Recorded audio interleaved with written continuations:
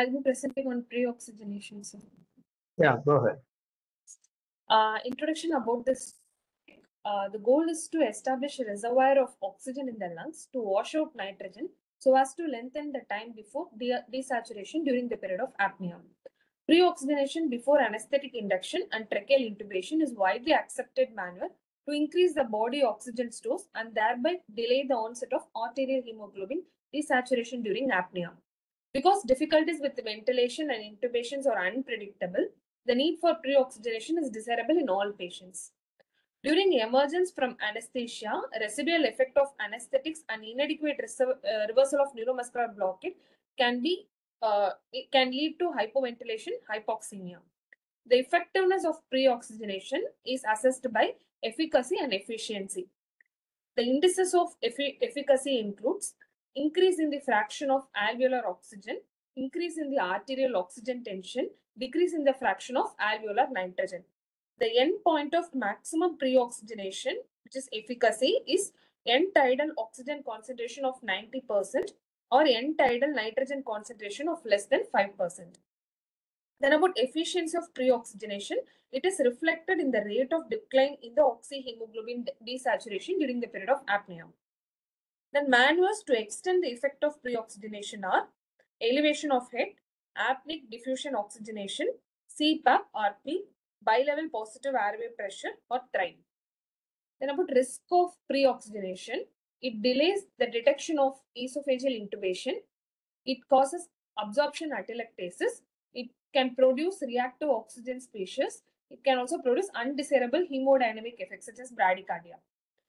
And the body oxygen stores in lungs, in room air, the oxygen store will be 450 ml.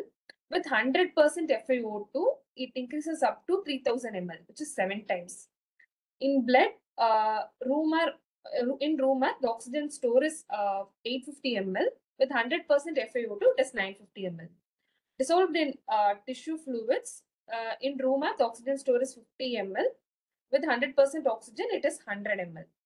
Then about stages of pre-oxygenation. In stage 1, the oxygen flow washouts the anesthesia circuit. In stage 2, it washouts the FRC with oxygen. What causes low FiO2? Bearded patient, edentulous patient, elderly patients with sunken cheeks, use of wrong size face mask, improper use of head straps, and the presence of gastric tubes. Then factors affecting the efficacy and efficiency of pre-oxygenation. First, about efficacy, inspired oxygen concentration, presence of leaks, anesthetic system used, level of fresh gas flow, type of breathing, whether it is tidal volume breathing or deep breathing, and the duration of breathing can affect the efficacy of the pre-oxygenation. Then about factors affecting the efficiency of pre-oxygenation, oxygen volumes in the lung, alveolar oxygen tension, FRC, arterial oxygen content, cardiac output, and whole body oxygen consumption. Then about techniques of pre-oxygenation, there are tidal volume breathing, 1 vital capacity breath followed by tidal volume breathing, 4 deep breaths test, which is 4 inspiratory capacity breath, 8 deep breaths, which is 8 inspiratory capacity breaths, and extended deep breathing, which is 12 to 16 inspiratory capacity breaths. Then about pre-oxygenation for high-risk population. First, for pregnant patient, pre-oxygenation can be achieved more rapidly in pregnant than in non-pregnant women because of higher alveolar ventilation and lower FRC. They tend to develop rapid desaturation because of lower FRC and increased oxygen consumption. Gravid uterus prevents the descent of diaphragm and does not allow the expected increase in FRC in head-up position. In morbidly obese patient, during the period of apnea following pre-oxygenation, average time to reach the saturation of 90% in patient with normal weight, it is 6 minutes. In morbidly obese patient, it is 2.7 minutes because of the lower FRC and increased oxygen consumption. In pediatric patient, most infants reach a saturation of 90% within 70 to 90 seconds after the onset of apnea in spite of pre-oxygenation.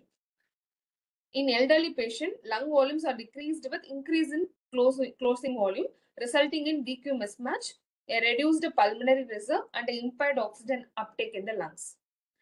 Patients with the pulmonary disease is associated with decreased FRC, VQ mismatch, and increased oxygen consumption can reduce the margin of safety. In patients at high altitude, will require longer duration of pre-oxygenation to achieve an acceptable degree of protection. Sorry, sir. When did you prepare this?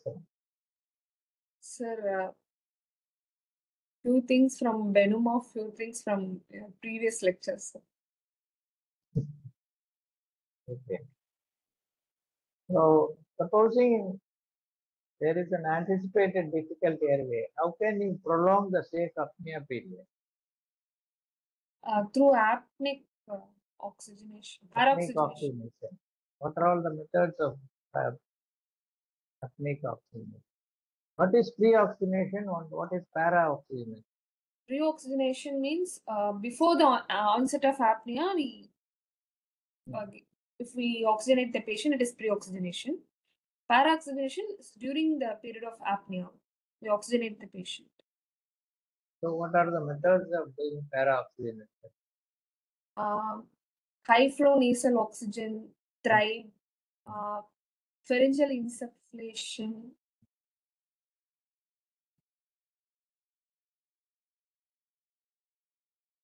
Okay, good. These are all the methods. So, I think most of the points are going to be there in the slides also. So,